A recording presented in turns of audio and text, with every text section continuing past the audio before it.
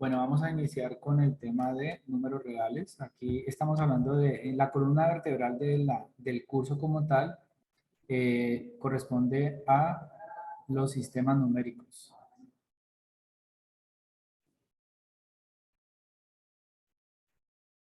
Y resulta que posterior a los sistemas numéricos, importante lo que ustedes van a hacer después, tiene que ver con el componente algebraico. Y al final del curso, ustedes se van a enfrentar al tema de funciones. Pero resulta que el componente de sistemas numéricos pues, va a ser muy relevante para lo que ustedes van a hacer a lo largo del curso. Cuando se habla de sistemas numéricos, se habla de los diversos conjuntos numéricos que ustedes se pueden encontrar en la práctica y la forma como ustedes pueden combinar esos números a través de las operaciones básicas. Nosotros tenemos sistemas numéricos como el conjunto de los números naturales, como el conjunto de los números enteros, como el conjunto de los números racionales, como el conjunto de los números irracionales, como el conjunto de los números reales. ¿Qué se puede decir de esos conjuntos numéricos? Del conjunto numérico de los naturales se puede decir que estos conjuntos permiten contar elementos en conjuntos también. Entonces vamos a comenzar desde el número 0 en adelante, agregándole 1 a cada número natural para obtener el siguiente. Eso es lo que dice en matemáticas, se dice que se construyen los números de manera recursiva. Cada número natural es el resultado de tomar el anterior y sumarle 1. Cuando tomamos los números enteros, entonces estamos considerando no solamente los números naturales, sino que también estamos considerando aquellos que se denominan los opuestos de los números naturales.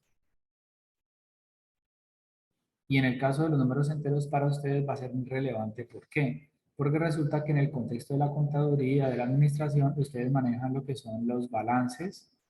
Y los balances, como ustedes seguramente ya lo han hecho, las pérdidas como tal, las pérdidas obedecen a representación eh, más bien la representación de las pérdidas se pueden dar a través de números que son negativos, ¿no? Tuve ganancias de 5 millones más 5 millones.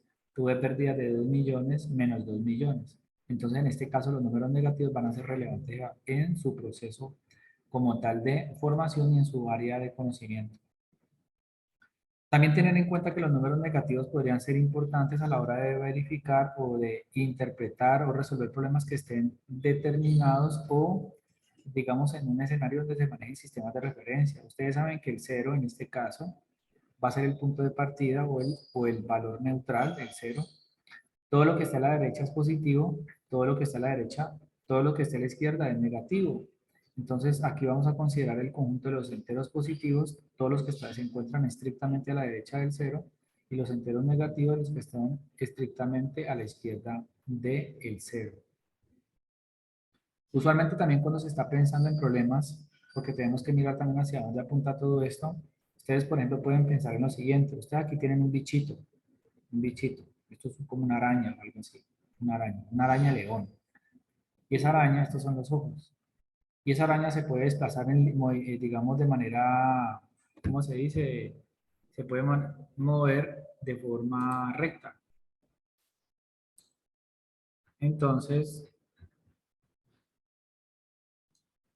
importante esto. Entonces, resulta que ella se mueve de manera recta.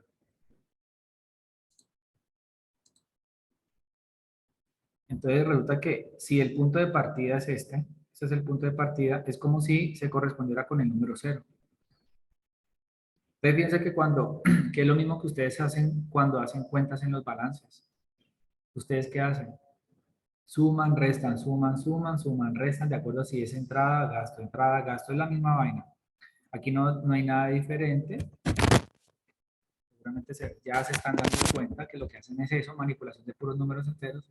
Entonces dicen, es que el bichito se desplazó hacia la derecha 3 metros. Luego se devolvió 5 metros. Entonces fíjense que en este caso, al número 3, ustedes le van a sumar un número 5, pero como se movió en el sentido contrario, entonces le va a dar menos 5. Entonces, detalles importantes para tener en cuenta. ¿Cuántos metros recorrió en total? Una cosa es cuántos metros recorrió en total. Pues los metros recorridos en total es lo que él se desplazó completamente, que serían los 3 metros más los 5 metros, que serían los 8 metros. Esa es la distancia total, ¿no? Entonces, distancia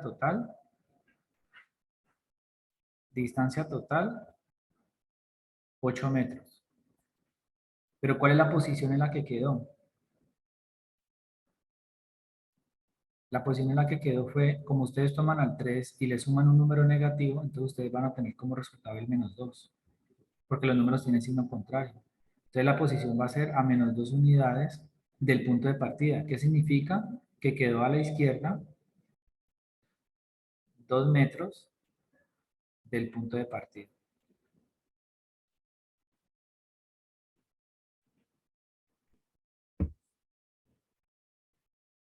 Entonces, en ese sentido, los números enteros podrían ser muy importantes, ¿sí? Si ustedes lo manejan en un balance, cuando ustedes van a ver si hay ganancia o pérdida, ustedes están encontrando es esto. Suman, restan, ¿sí? Ingresos, gastos, ingresos, gastos. Pero si de pronto ustedes quieren verificar cuál es el movimiento que hubo de dinero, cuánto dinero se movilizó, entonces ustedes tendrían que encontrar es esto, la suma total de los valores sin tener en cuenta si es entrada o es salida.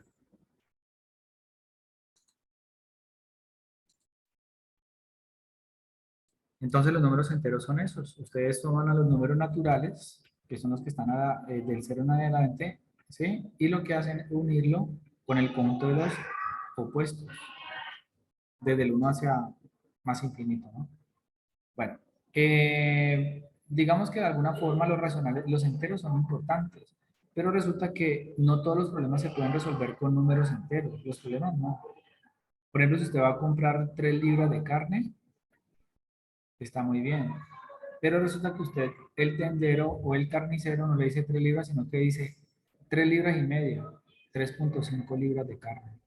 Entonces resulta que no todo realmente viene siendo número entero. Resulta que el 3,5 no es un entero, no pertenece, signo de pertenencia y de no pertenencia, este es el signo de no pertenencia al conjunto de los números enteros. ¿Y entonces a dónde pertenece? Bueno, este número que es un decimal, 3,5, también se puede ver como un número racional. ¿Qué es un número racional? Los racionales son los números que ustedes de pronto en la literatura o en el colegio han conocido como los fraccionarios. Resulta que el 3,5 es lo mismo que tener 35 sobre 10. Entonces lo que hemos hecho es con el 3,5, visto como decimal finito, lo hemos convertido a un número racional. Aquí pertenece al mundo de los decimales, aquí pertenece al mundo de los decimales, mientras que aquí pertenece al mundo de los racionales. Racionales. Y entonces, ¿qué significa eso? Ah, bueno, ¿por qué yo le llamo racional? Porque resulta que cuando se toma a un número entero, ojo, el 35 es un entero, el 10 es un entero. Cuando tomo un entero y lo divido entre otro, con la condición tal que el número A y el número B sean enteros, con la condición que este denominador B sea distinto de cero, donde A es el numerador, entonces a ese tipo de números se les va a denominar números racionales. Entonces el conjunto de los racionales se representa con la letra Q y se define como el conjunto que tienen esta representación fraccionaria, en donde tanto el numerador de arriba, denominador de abajo, sean números enteros y la condición es que el denominador tiene que ser diferente de cero. Entonces los números, fíjense que como los números racionales, que son este tipo, los fraccionarios, se definen a partir de números enteros, usted también puede tener, por ejemplo, números racionales como 2/3, racionales como -4/7, y fíjense que empiezan a aparecer números que son negativos, porque las personas cuando hacemos cuentas no necesariamente hacemos cuentas en términos de números enteros, sino también en términos de números racionales. Básicamente, estos números racionales o los números fraccionarios son los que realmente están inmersos en todos los procesos de nuestra vida. Usted dice, yo me demoro un cuarto de hora, es decir, 0,25 horas. ¿Sí ven? Entonces, claro, todo lo que ustedes hacen realmente en la vida como tal, casi que todo está determinado a través de, o modelado, o representado, o medido, o contado con los números que son racionales. Los enteros se quedan cortos. ¿Usted a qué hora se levantó hoy? Ah, profe, me levanté a las 7:30. Ah, 7:30. No a las 7 ni a las 8, a las 7:30. Significa que tomó 7 horas enteras y media hora de la otra. Ah, hasta en eso lo vamos viendo nosotros. Entonces los números racionales tienen una particularidad. Los números racionales tienen la particularidad de, por ejemplo, ya lo vimos acá. Si yo tengo, por ejemplo, el 5 medios y tengo el 1/3, fíjense que este número es racional, este número es racional. Y resulta que este número racional se puede transformar a un número decimal. Si usted hace la división en la calculadora, le va a dar 2,5, el primero. Y si le das en la calculadora al 1/3, le va a dar 0,33333. Y esto va a continuar de manera infinita. Este número 2,5 es un decimal finito. Este número decimal es un decimal infinito periódico. Entonces eso significa que en el mundo de los racionales, yo hablo como si este fuera el planeta de todos los números racionales, este fuera el planeta, aquí Q, aquí viven ¿quiénes? Todos los números que tienen la forma A sobre B, pero estos números que están en la forma A sobre B también se pueden transformar en decimales que son finitos y en decimales que son infinitos no periódicos. Y de pronto alguien se preguntará, profe, ¿y qué pasa por ejemplo con el número pi? Con el número pi, que es aproximadamente igual a 3,1415 y esta vaina continúa, pero esto es un decimal infinito no periódico. Ah, entonces este número no puede vivir acá. Aquí no vive. Ahí no puede vivir. ¿Por qué, profe? Porque este número no se puede escribir como una fracción. Ah, entonces este número no es racional. Este número pi vive en el mundo de los números irracionales. Ah, listo, está bien. Entonces aparece otro conjunto numérico que es el conjunto de los números irracionales. Son números, solamente que no tienen forma de verse como una fracción. Entonces el conjunto de los irracionales se define como el conjunto de los números reales que he denotado como X o A o B, como quieran llamarlo, que no pertenecen al conjunto de los racionales. Entonces, si ustedes observan, aquí lo que estamos viendo es que existen dos conjuntos muy particulares, el de los racionales y el de los irracionales. Aquellos que tienen representación decimal finita o infinita periódica y aquellos que tienen representación decimal infinita no periódica. Entonces el detalle es que cuando nosotros tomamos estos dos conjuntos y los metemos en uno solo, es decir, unimos los racionales con los irracionales, obtenemos el conjunto de los números reales. Es decir, estamos pensando en que los reales, el conjunto de los números reales es igual a la unión, signo de unión de los racionales con los irracionales. Y ese es el conjunto que ustedes realmente se van a encontrar en el curso. Ahora, lo más seguro es que ustedes del mundo de los irracionales, el único número que se encuentren sea el número Euler. Y el número de Euler es un número irracional. ¿Cuál es el valor de él? Entonces, es un número irracional, dos puntos, bueno, aquí hay una aproximación seguramente de Euler. Como pueden ver, yo creo que aquí hay una cantidad exagerada de cifras decimales. Todo esto son cifras decimales, todos, pero esto no se repite. ¿Sí? Número de. Lo que pasa es que uno aproxima, ¿no? Porque uno no va a trabajar con esa cantidad infinita de cifras decimales, y eso que aquí paró, porque la máquina o la imagen no da más, pero eso es infinito. Y este número de Euler va a ser importante, por ejemplo, para ustedes en matemática financiera. Ustedes se lo van a encontrar. No sé si de pronto haya algo en matemática financiera. Ejercicios resueltos de matemática. Mire, mire que ustedes de pronto dirán, no, pero ¿qué matemática? Y aquí hablamos de la matemática financiera. Y fíjense, por ejemplo, no, yo no quiero libros. Aquí, por ejemplo, mire esta formulita. Esto es una exponencial, aquí hay un logaritmo.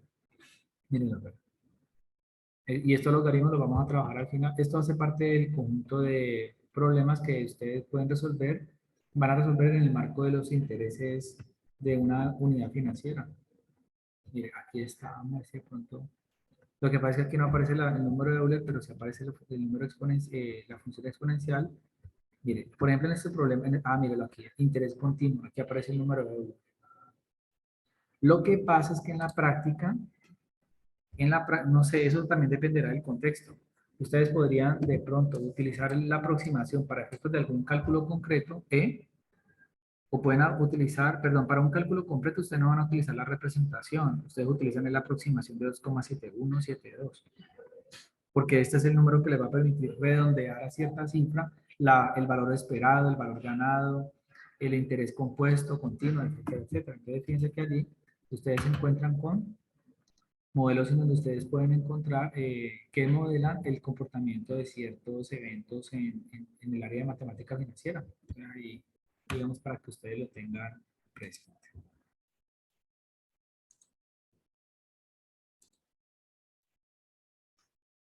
Los reales son el conjunto, digamos, que ustedes se van a encontrar acá. De pronto habrá algunos problemas de tipo geométrico que ustedes van a resolver, por ejemplo, el caso del área de un círculo. ¿Sí? El área de un círculo. Ustedes tienen un círculo, el círculo tiene un radio, el radio se representa con la letra R, y resulta que ustedes a la hora de encontrar el área del círculo va a ser igual a el número pi, ¿sí? Multiplicado por el radio al cuadrado. Y ustedes dirán, profe, ¿cómo así? Si yo tengo un radio, por ejemplo, de 4 centímetros, entonces yo puedo decirle a usted, mire, calcule el área del círculo. Y ahí es donde viene el comentario que le hice ahorita sobre la precisión o sobre la aproximación. Entonces usted puede decir, bueno, si yo tengo pi, pi es pi, se lo deja así. Multiplicado por el radio vale 4. El radio está elevado al cuadrado, es decir, 4 a la 2. La pregunta es, ¿qué significa 4 a la 2? Esto es otra de las operaciones que vamos a explorar ahorita. 4 al lado significa, 4 al lado significa que usted va a multiplicar el 4 que llama base, lo va a multiplicar las veces que diga este numerito llamado exponente. Entonces 4 por 4, 16. Significa que el área va a ser igual a 16. Bueno, no quedarnos con el orden, sino que ustedes dicen pi multiplicado por 16, porque 4 al cuadrado es 16. Pero como la multiplicación es conmutativa, ustedes pueden invertir el orden de los factores. Entonces, el área va a ser igual a 16 pi. Como estamos hablando de centímetros, entonces significa que el área va a ser 16 pi centímetros al cuadrado. Y esta es una respuesta exacta. Pero si usted, por ejemplo, tiene una finca y usted quiere hacer un estanque circular, algo para colocar pececitos, una fuente, usted tiene una finca. Usted dice, yo quiero saber cuál es el área, yo quiero construir una fuente que tenga 4 metros, ya no centímetros, sino metros, de diámetro, de radio. Entonces usted le pregunta al ingeniero o al maestro que va a trabajar cuál es el área. Y usted dice, no, pues yo para qué hago eso si yo aprendí esto en matemática fundamental estudiando la Santiago. Entonces, ¿usted qué hace? Usted calcula el área. Pero entonces, como usted necesita saber para efectos de tener el cálculo de los materiales, vamos a ver si de pronto aquí encuentro la calculadora, la encontré a la mano.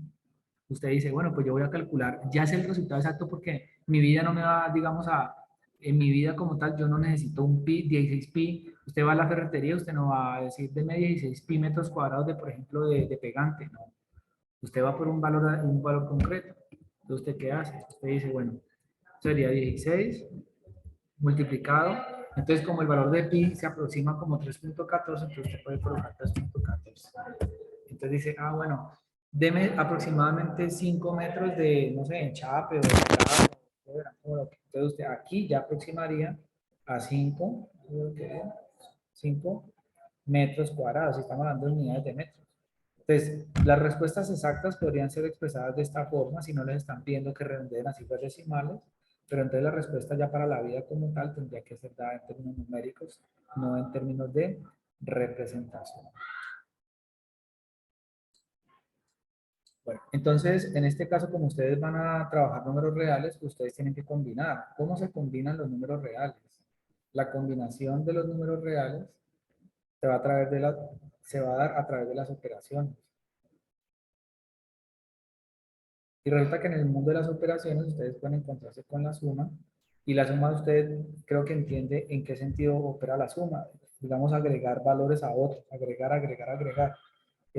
Juan gastó tanto, luego gastó tanto, luego gastó tanto. Evidentemente, si yo gasto un peso, si yo gasto un peso y luego gasto dos y luego gasto 3 pesos, entonces obviamente yo estoy sumando y esto va a dar igual a 6. Pero en términos financieros, tengo una pérdida o simplemente tuve una salida de -6, ¿no? Porque recuerden que los números enteros aquí juegan un papel importante. Si yo me demoro 10 minutos hoy y 20 minutos mañana, entonces ¿cuánto me demoro en total? A 30. Muy bien, para que lo tengan en cuenta. Ustedes también pueden restar y la resta hace parte de los balances que ustedes seguramente van a hacer, que tienen que restar. O mañana dice, yo digo, es que este mes, en el mes, yo gano, mis ingresos fueron, por ejemplo, de 7 millones. Pero resulta que yo tuve gastos de 7,5 millones. ¿Usted cómo puede interpretar esa pregunta? Usted dice, caramba, a ver, ¿yo cómo gano, yo cómo calculo la ganancia? La ganancia, ¿cómo la calculo? Pues simplemente lo que hago es restar lo que gano menos lo que gasto. Y en este caso lo que gano menos lo que gasto sería 7 millones, le voy a restar 7,5. Y en este caso me va a dar menos 0,5 millones.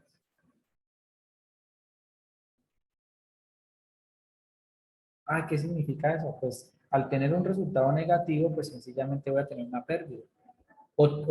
Tengo que conseguir prestado este faltante para poder cumplir con con todos los gastos del mes. ¿Sí? Esto significa una deuda, pero ¿qué significa esa deuda? En mi casa, yo no puedo decir, no, es que yo debo todavía menos 0,5. No, es que yo tengo que conseguirme ese dinero para poder cumplir con todas mis obligaciones.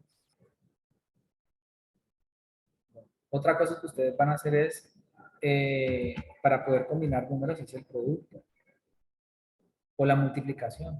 Ustedes multiplican números y aquí, pues, por ejemplo, como estamos considerando números que pueden ser positivos o negativos, ustedes pueden tener números, por ejemplo, positivos que estén multiplicando. Entonces, ustedes ya saben que existe una tablita llamada que la tabla de la ley de signos de la multiplicación. Es la única ley que ustedes conocen. Que más por más va a dar más. Que menos por menos va a ser igual a más. Que más multiplicado por menos es igual a menos multiplicado por más. Y esto va a ser igual a menos. Y así sucesivamente. Profe, ¿y eso a mí para qué me sirve esa tabla de esa ley de signos? Pues yo no sé. Es para operar, para ganar el curso, para lo que usted quiera, pero de pronto usted dice, no, es que mira, la verdad, la verdad es que nosotros tuvimos durante todo este mes, tuvimos pérdidas de 500 mil pesos, ¿cierto? Tuvimos pérdidas de 500 mil pesos cada mes. Y eso está en el balance. Entonces usted dice, ¿y cuántos meses tuvieron esas pérdidas? No, mira que es que durante los 6 meses anteriores tuvimos estas pérdidas. Entonces, claro, si usted dice, durante los 6 meses tuvimos estas pérdidas en cada mes, entonces, ¿qué significa? Que si usted multiplica 6 por menos 500 mil, un negocio pequeño, entonces 6 por 5 le va a dar 30. 1, 2, 3, 4, 5 ceros. 3 millones, menos 3 millones. Más por menos, le va a dar menos. Significa que le sigue dando los menos 3 millones de pérdidas. Lo que pasa es que dentro de las cosas que también hay que entender es que ustedes no se van a encontrar la ley de signos ahí. Es que, profe, yo no encuentro la ley de signos. No, es que usted no tiene que ver la ley de signos en un balance general. Es la manera como usted utiliza la ley de signos sin darse cuenta. Eso es lo que usted tiene que empezar a entender. ¿Y yo cómo hago? Pues mire, usted está calculando menos 3 millones. Lo que pasa es que en el papel usted no va a exhibirle a esto al gerente o al dueño de la empresa. Pero usted está interpretando la ley de signos dentro de sus conclusiones en el balance general. Eso es la ganancia. Porque la gente dice, ¿y eso a mí para qué me sirve? Mire, ¿usted ha hecho balances? Sí. Que yo trabajo con seguros, que trabajo con clínica, que trabajo que con recursos humanos, que tal. Todo el tiempo ustedes están empleando la parte matemática. Lo que pasa es que no, probablemente en nuestro momento no nos dijeron cómo podíamos ver la matemática inmersa en nuestras actividades diarias. Eso es lo que ustedes tienen que empezar a reflexionar para poder abrir el corazón y la mente a este estudio de la matemática. Porque si no, ustedes van a seguir pensando, ¿y eso para qué me sirve? Bueno, me sirve para esto, pero también estoy potenciando mi pensamiento, me tengo que volver más analítico, tengo que empezar a interpretar mucho más, tengo que leer muy bien la pregunta, etcétera, etcétera. Bueno,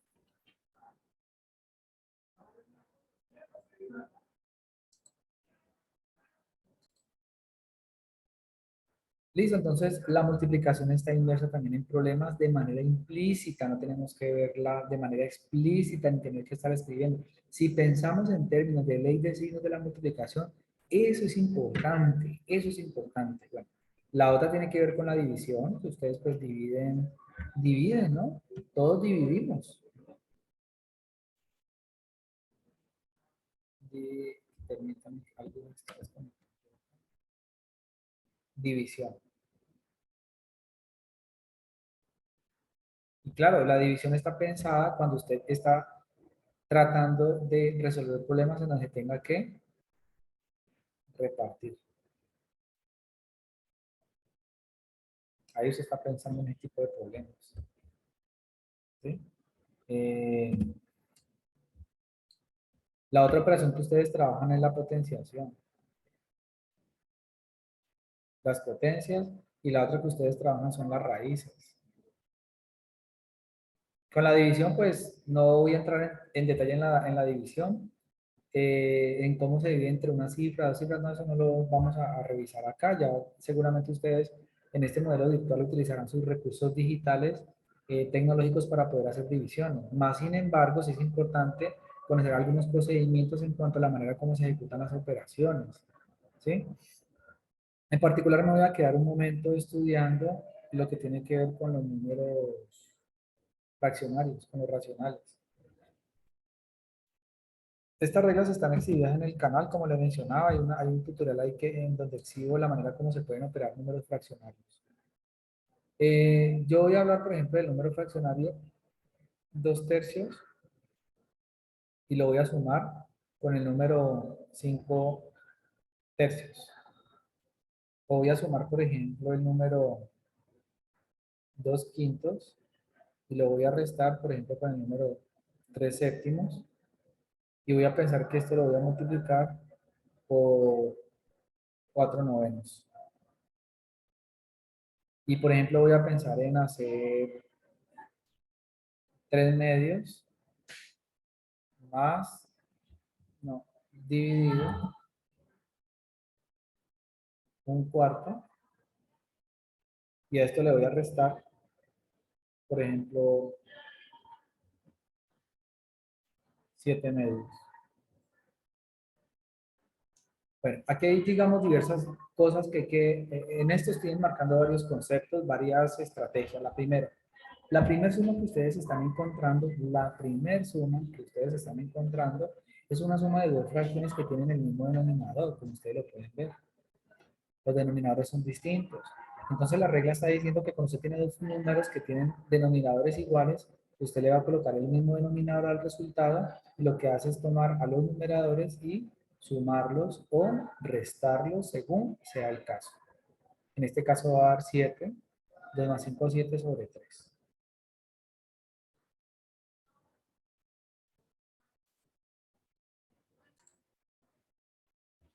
Este problema que está acá de segundo lo estoy colocando combinado. ¿Y por qué combinado? Primero que todo porque tengo que entender lo que es la jerarquía.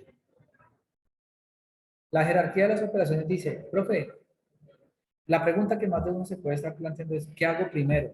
¿La resta o el producto? Entonces la gente de pronto dice, ah, no, pues como aparece primero esto, pues voy a hacer primero la resta.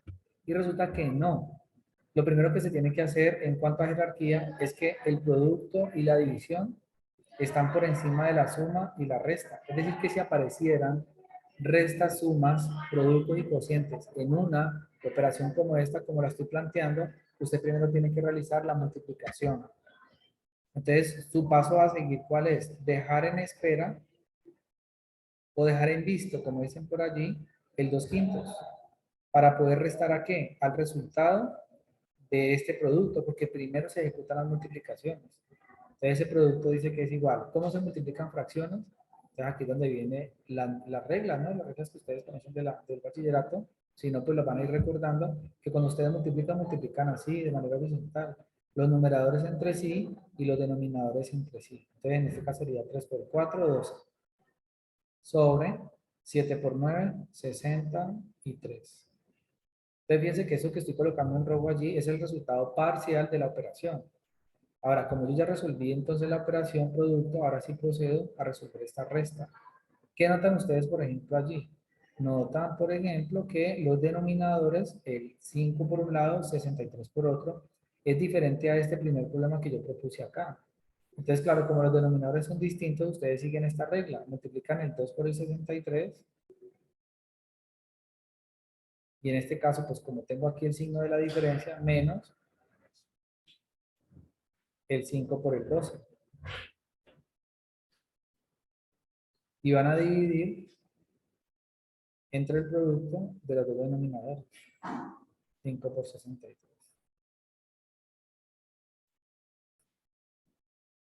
Entonces 2 por 63 daría 126 menos 5 por 12 da 60. Sobre 5 por 63. 5 por 3 va a dar 15. Llevo una. 5 por 6, 30. Y una, 31. Decía 126. Le resto 60.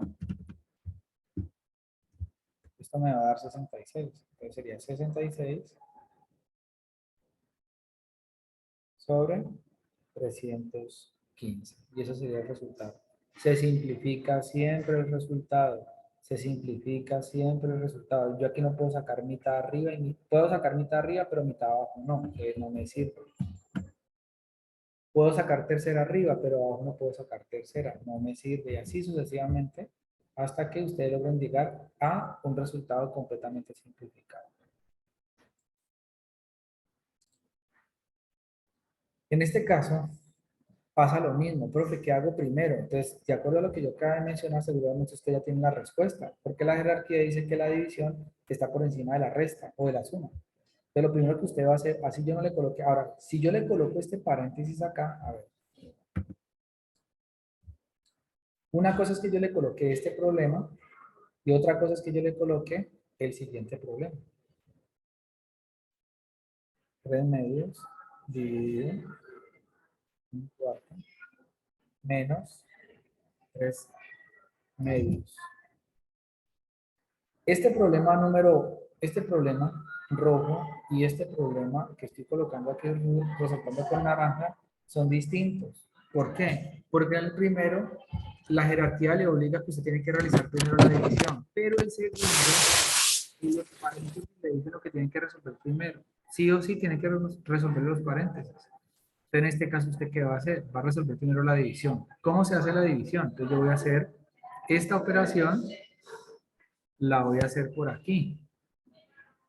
3 medios dividido un cuarto. ¿Cómo se hace la división? La división da como resultado lo siguiente. Este primero, ¿qué va a hacer? Va a multiplicar primero, ¿no? Siempre el 3 por 4. Y ese resultado lo va a dividir entre 2 por 1. Siempre en ese orden.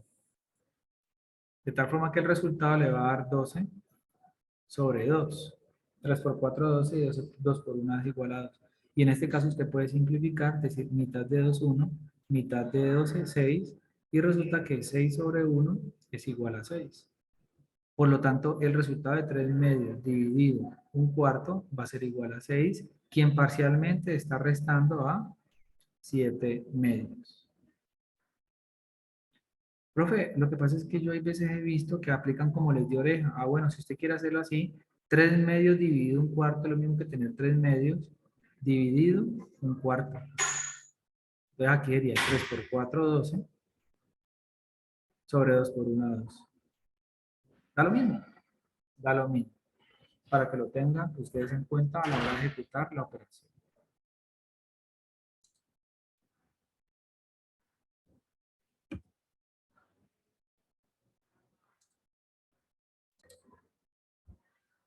Entonces, en este caso, para hacer 6 menos 7 medios, pues le coloco 1 al denominador, como denominador al 6. Entonces, aquí aplico la misma regla de acá arriba, la misma. 6 por 2, 12, menos 1 por 7, 7, sobre 1 por 2, 2. La diferencia entre el 12 y el 7 es 5 sobre 2. ¿Listo? Ahí quedaría. Y evidenciemos que efectivamente el resultado de esta segunda operación, esta segunda es diferente. Entonces, el 3 medios, este que está aquí, está en espera de lo que pueda ocurrir con la resta entre 1/4 y 3 medios. Entonces yo hago esta resta. Voy a hacerla si quieres, la podemos hacer aquí abajo. 1 por 2, 2, menos 4 por 3, 12, dividido 4 por 2, 8. Significa que al 2 le resta 12. ¿Es posible que al 2 le reste 12? No, le hace falta 10. Le hace falta menos 10 sobre 8. ¿Sí? Insisto, usted al 2 no le puede restar 10. Perdón, al 2 no le puede restar 12 porque al 2 le hace falta y el faltante es negativo. ¿De cuánto? De 10. Y aquí puedo simplificar y puedo decir mitad de 10, 5, mitad de 8, 4. Y va con el signo negativo.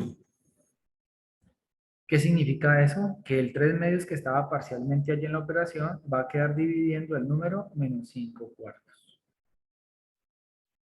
Por lo tanto, en este caso lo que se hace es lo mismo que hicimos acá o acá. Yo lo hago como lo hago en la primera opción, multiplicar en diagonal. 3 por 4 va a ser igual a 12 sobre 2 por 5, que es igual a 10. Y este número es positivo, este número es negativo.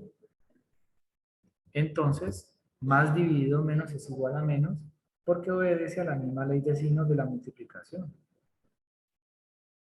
Y en este caso lo que hago es simplificar de nuevo. Mitad de 12 es 6, mitad de 10 va a dar 5 con signo negativo, porque el signo menos usted no lo va a quitar de aquí. Y ese sería el resultado de la operación y la ejecución de las operaciones entre fracciones, que es lo más cercano que ustedes se van a encontrar, el hombre que más se van a encontrar aquí en el curso, operar entre fracciones para resolver problemas. Bueno, entonces, eso en cuanto a las operaciones que se pueden llevar a cabo de suma, producto y cociente. No hablo de la resta porque la resta, pues, la regla es la misma que la suma. De las operaciones que también ustedes pueden utilizar para resolver problemas que se pueden dar en su área de conocimiento, pues tiene que ver con la potenciación. En el caso de las potencias, o lo que ustedes conocen como los exponentes,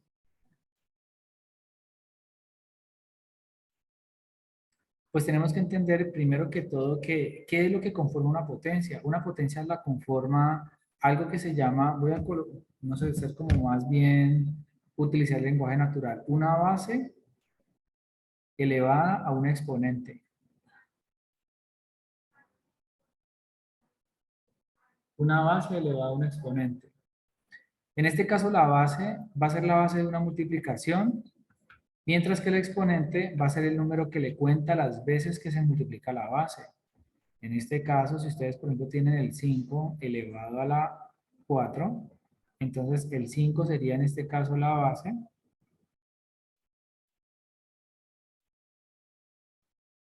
Y el exponente sería el número 4. Entonces, claro, como el exponente le está diciendo cuántas veces se tiene que multiplicar la base, entonces tengo 5 multiplicado por 5, multiplicado por 5, multiplicado por 5. Esto sería igual a 5 por 5, 25. 25 por 5, 125. 125 por 5, 625. ¿Listo? Vamos a ver. 5 por 5 por... No. 5 por 5 por 5 por 5. 625. Entonces, en ese sentido, ustedes ahí tienen la operación de potencias. ¿Sí? Eh, Hay que tener en cuenta que como ustedes están multiplicando, pues ustedes llevan a cabo la multiplicación también teniendo en cuenta la ley de signos de la multiplicación. Por ejemplo, si usted tiene el menos 3 medios elevado a la 3, en este caso, pues la base, como ustedes bien lo ven allí, es todo el número que está encerrado entre paréntesis. Y de acuerdo a la definición de la potencia, el número menos 3 medios se tiene que multiplicar por el mismo 3 veces. Entonces, como usted está desarrollando una multiplicación, tiene que buscar también la forma de aplicar la ley de signos del producto. Entonces, ¿usted qué dice? Ah, bueno, vamos a ver acá los subrayos. Menos por menos va a dar más. Y más por este menos le va a dar menos. Listo. Entonces, el resultado va a tener signo negativo. Y como logramos ver ahorita también cómo se hace para llevar a cabo una multiplicación de fracciones, entonces se va a llevar a cabo de manera horizontal, numeradores entre sí, denominadores entre sí. En este caso, 3 por 3 va a dar 9 y 9 por este 3 le va a dar 27. Sobre 2 por 2, 4 y 4 por 2 le va a dar 8. Entonces el número resultado va a ser menos 27 octavos.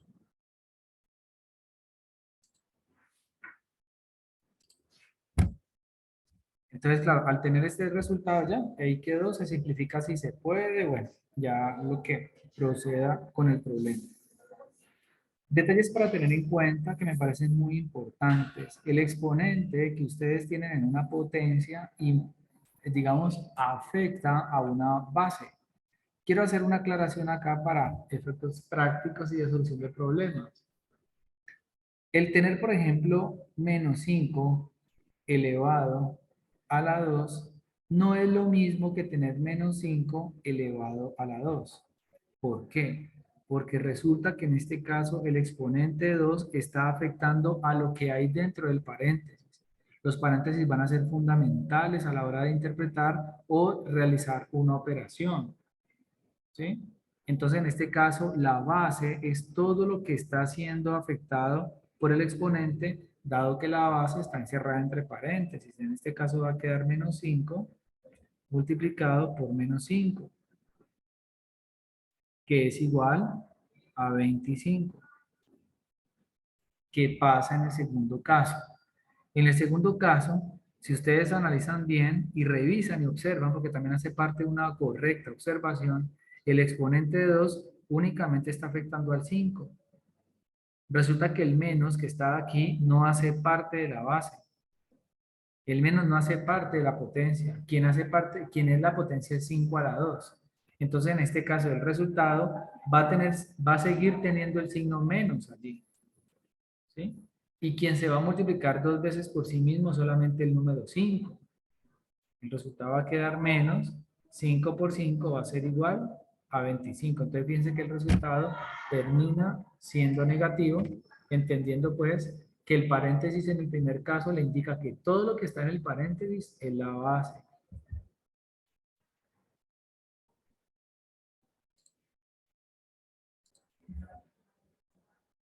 También dentro de la definición se dice lo siguiente.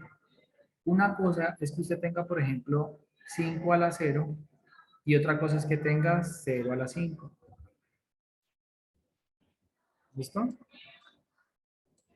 Todo número, todo número distinto de 0 elevado a la 0 es igual a 1. Todo número distinto de 0 elevado a la 0 es igual a 1.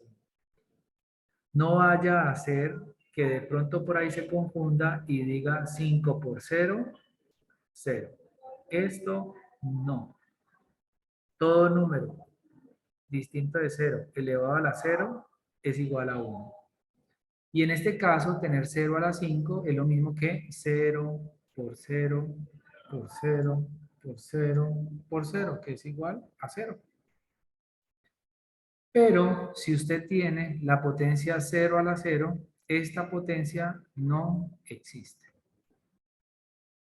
Detalles para tener en cuenta.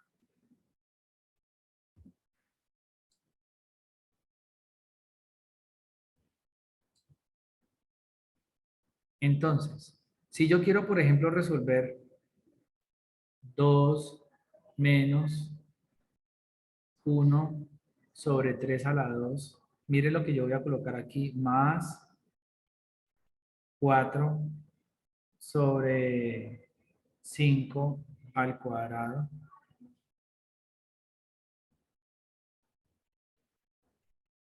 por 3 medios.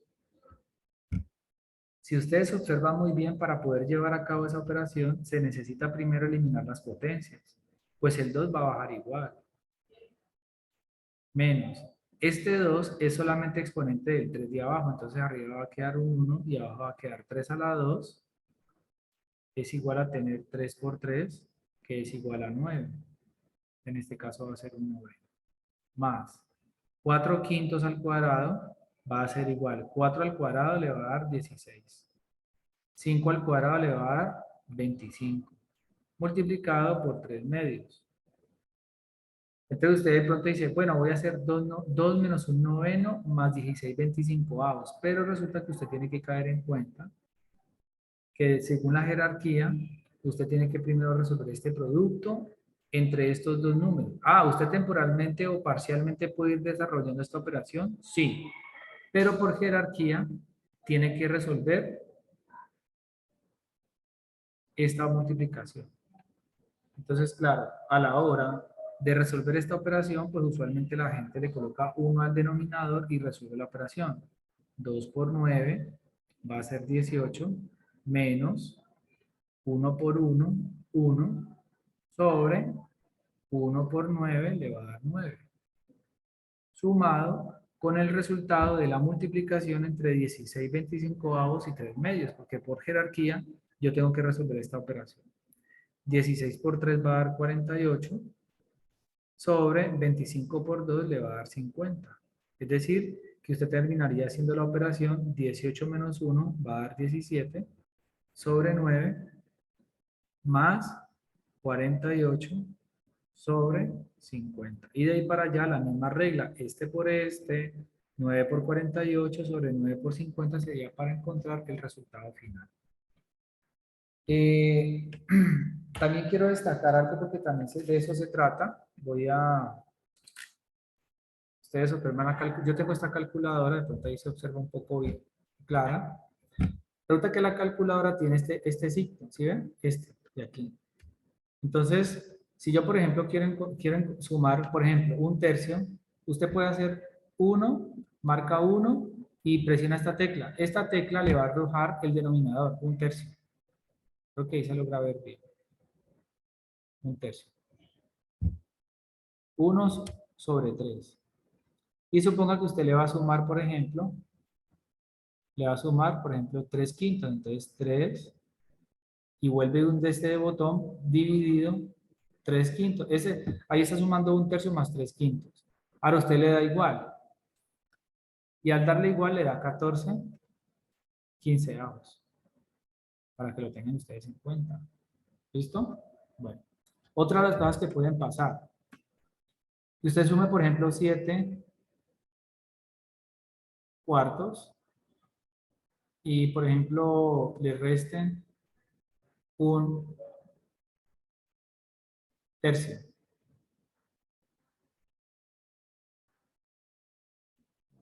1/3. Entonces da igual. Entonces les dio este número raro. Eso es un número mixto. Esto es un entero y 5/12. Entonces, ¿ustedes cómo hacen para convertir el número fraccionario? Si ustedes les dan este resultado, ¿ustedes qué va a pasar? En la misma tecla que aparece aquí, ustedes van a hundir Shift, Shift, y hunden esta tecla y le va a aparecer el número fraccionario. Esto para, no sé, para futuros problemas que ustedes puedan encontrar. Ya si quieren encontrar el decimal, pues vuelven y hunden este número y aparece, ¿sí? Puede haber unas transiciones entre número decimal, número fraccionario y número Shift, y vuelven y la hunden y ahí va a aparecer el número fraccionario. Por si no lo sabían, pues lo tengan ustedes ahí en cuenta. Bueno.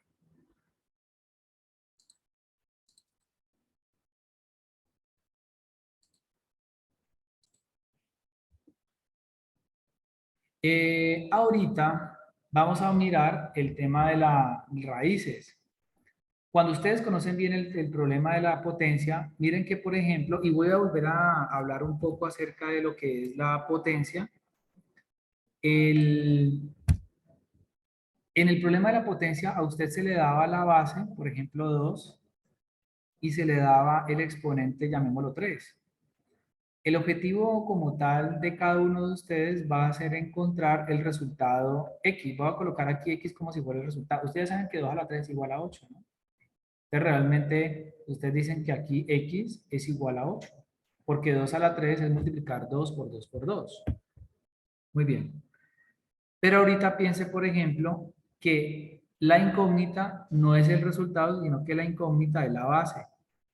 Y ahorita lo que el problema le da a usted es, por ejemplo, el exponente y le da el resultado. Entonces usted se pregunta, bueno, ¿cómo así? ¿Cómo así que cómo así? Pues encuentre un número que multiplicado 4 veces por sí mismo le dé 16. Alguien dice, profe, el 2. 2 por 2, 4, 4 por 2, 8, por 2, 16. Resulta que cuando ustedes están en la búsqueda de la base, ustedes lo que están encontrando es, en este caso, la raíz de qué índice? De índice 4, que es lo que llaman raíz cuarta. ¿De qué número? Del 16, que es el que va aquí adentro. Y resulta que la raíz cuarta de 16 es igual a 2. ¿Por qué? Porque este resultado elevado a la 4 le va a dar el número que está adentro. Entonces ustedes siempre van a poder interpretar la operación raíz como la búsqueda de la base que elevado a un exponente le da como resultado un número determinado.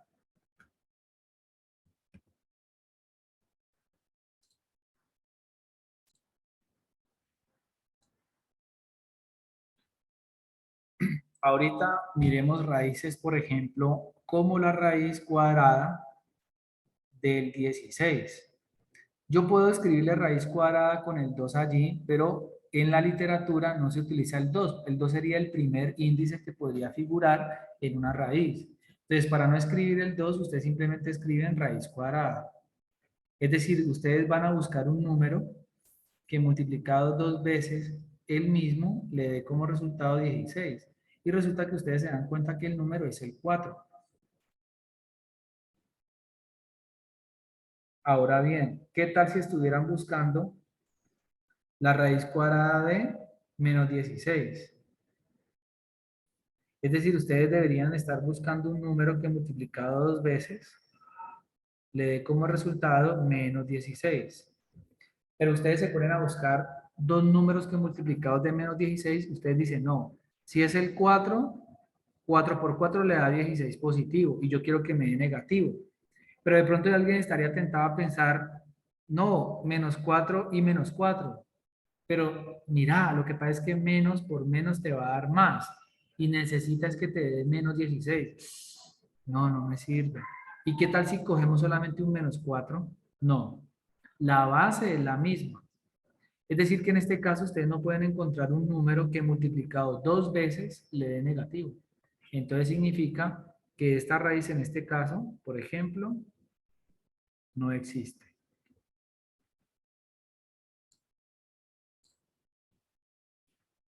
Ahora vamos con una raíz de índice impar. Tengo 8. Y resulta que tener la raíz cúbica de 8 significa buscar un número que multiplicado 3 veces le dé igual a 8. El resultado es 2. Por lo tanto, ahora transformo el problema. ¿Qué tal que estuviera buscando la raíz cúbica de menos 8? Entonces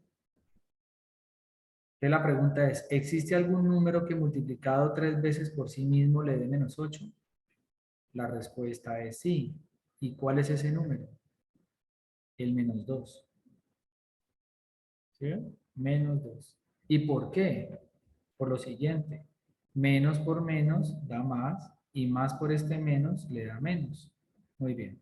2 por 2, 4, 4 por 2, 8. Entonces, en este caso, la raíz cúbica de menos 8 va a ser igual a menos 2. ¿Qué notarán ustedes entonces en este caso? Que al ser la raíz de índice impar, las raíces de índice impar siempre van a existir para sea número positivo o número negativo. Todo eso obedece a la ley de signos de la multiplicación. Pero si ustedes tienen, por ejemplo, números negativos dentro de una raíz de índice par, caso, por ejemplo, que ustedes traten de encontrar raíz cuarta de menos 16, pues tampoco va a existir. Ni siquiera hay que pensarlo, ni siquiera hay que pensarlo. Con usted ver aquí un índice par y aquí un número negativo, usted dice simplemente que esto no existe. No necesita pensar, solamente observa, no es pensar. Ahí entra a jugar un papel importante la observación. Yo observo y de una me doy cuenta que, entonces no me tengo que desgastar pensando en si existe o no la raíz.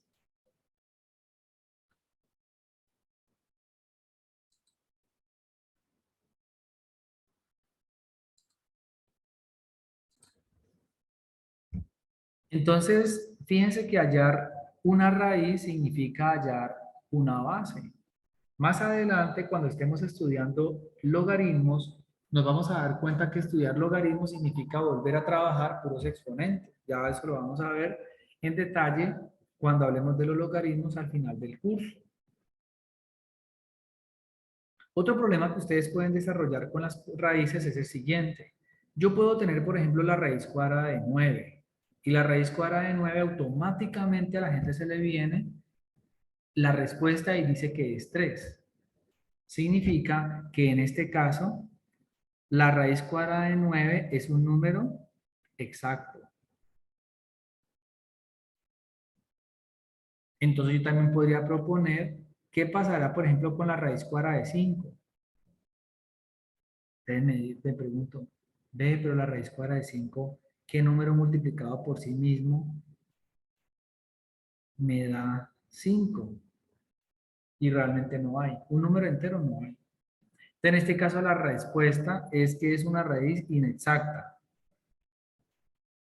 Si ustedes van a la calculadora y calculan la raíz, vamos a ver si esto tiene raíz cuadrada de 5, raíz, mire que le da 2.23, no le da. Mientras que si ustedes, por ejemplo, calculan la raíz cuadrada de 9, le da 3, porque es exacta. Significa que la raíz cuadrada de 5, pues simplemente usted la deja alborotada, vestida alborotada y la deja igual. Queda igual, ahí quedó. Nada, la raíz de 5. Pero ¿qué tal que ustedes se enfrentaran con una raíz cuadrada de 20? Para efectos de simplificación, el procedimiento que voy a llevar a cabo a continuación es importante para efectos de simplificación. Entonces ustedes dicen, ¿qué número multiplica? Es más, ustedes podrían ir a la calculadora y decir 20 raíz y le da 4.47. No es exacta. Pero resulta que ustedes pueden extraer algo de esa raíz, extraer algo. Y ustedes se dan cuenta que el 20 se puede escribir como 4 multiplicado por 5. 4 por 5 es 20, es decir, usted no ve el 20 como 20, sino que usted lo ve como 4 por 5. Entonces usted se pregunta, ¿cuál de los dos números tiene raíz cuadrada exacta? Entonces usted dice, ve, profe, yo tengo el 4 es el que tiene raíz cuadrada exacta. Entonces, de acuerdo a las propiedades de las raíces, ustedes pueden decir que la raíz cuadrada de 4 por 5 es la misma raíz cuadrada de 4 multiplicado por la raíz cuadrada de 5. Y resulta que de acuerdo a lo que ustedes ya han aprendido, la raíz cuadrada de 4 es igual a 2. Es decir, logré extraer algo de esa raíz y va a ser el 2. ¿Y qué pasó con el 5? Nada, que el 5 quedó en la raíz cuadrada.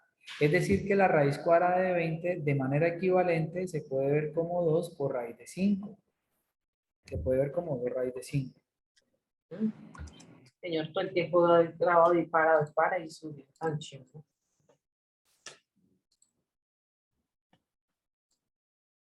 En la práctica, yo evito un paso. ¿Cuál es el paso que yo evito? El siguiente. Este. Este que yo encierro allí con con naranja o ahí. Ese es el paso que yo evito. ¿Por qué? Porque en la práctica ustedes lo que buscarán es descomponer el número como un producto, no necesariamente de factores primos, pero entonces dicen, ah, no, el 20 lo puedo ver como 4 multiplicado por 5 y esto es igual. Entonces, dentro de los dos factores que ustedes tienen allí,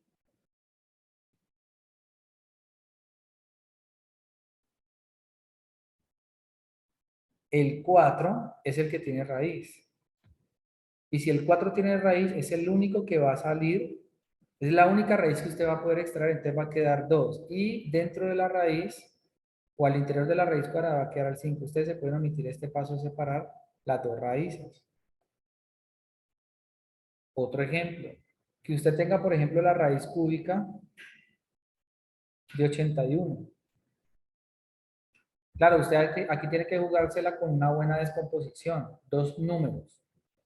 Resulta que la raíz cúbica de 81, si ustedes van a la calculadora, aquí no hay raíz cúbica.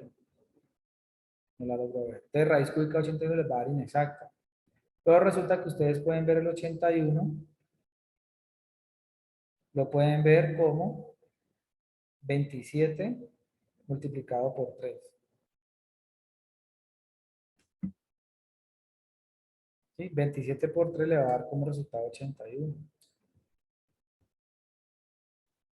Entonces, en este caso, quien sí tiene raíz cúbica exacta es el 27. Entonces,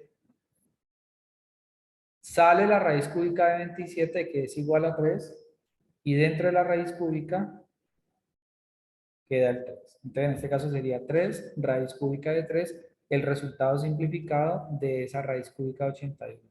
Lo menciono, este procedimiento lo menciono al menos porque más adelante, cuando ustedes estén trabajando las ecuaciones cuadráticas, ax al cuadrado más bx más c igual a 0, esta ecuación cuadrática se va a poder resolver por fórmula cuadrática y esto va a ser menos b más o menos raíz cuadrada de b cuadrado menos 4ac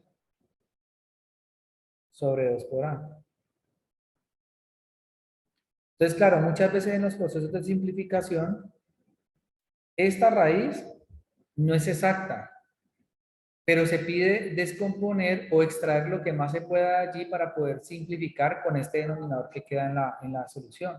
Entonces, por eso es importante desde ya empezar a familiarizarnos con ese proceso de simplificación.